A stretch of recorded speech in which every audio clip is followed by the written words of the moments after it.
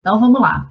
É, esse cara ele vai ser um marco no pensamento da ética, porque ele vai trazer uma abordagem muito distinta, no sentido de que ele vai dizer que nós podemos ser éticos não em ações propriamente como a gente está acostumado a falar, né?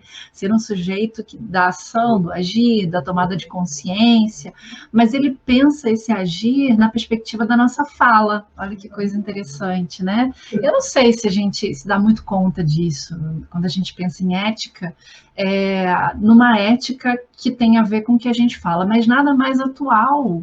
Ou ampliando, né, não só com o que a gente fala, mas aquilo que a gente escreve também, se a gente for pensar nas redes sociais, ou naquilo que a gente apresenta, aquilo que a gente representa, né, com o nosso corpo, com a nossa imagem.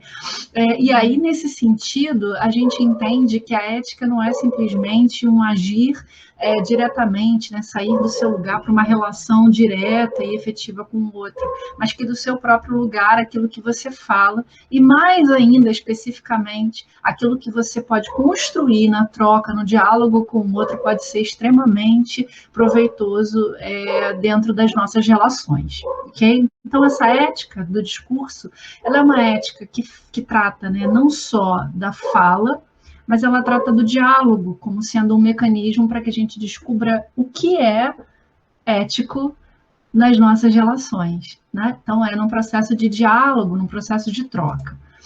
Se vocês não conhecem, esse aqui é o Haber, mas ele não está muito diferente disso, apesar dessa foto não ser recente. O que nós fizemos dos nossos encontros, né?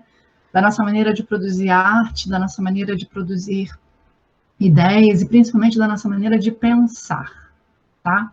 Porque a escola de Frankfurt, ela vai ser extremamente crítica com relação ao que aconteceu com esse processo de racionalização, né?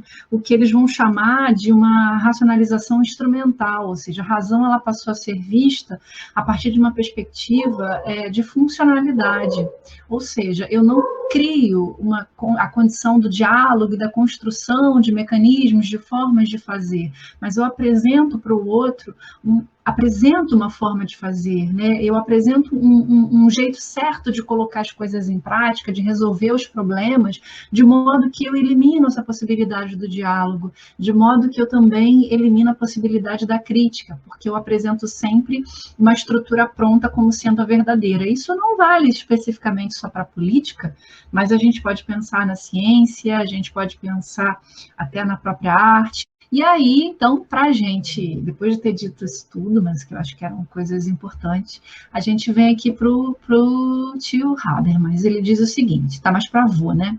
Ele diz o seguinte, são as pessoas quando falam entre si e não quando ouvem, leem ou assistem os meios de comunicação de massa, as que realmente fazem que a opinião mude.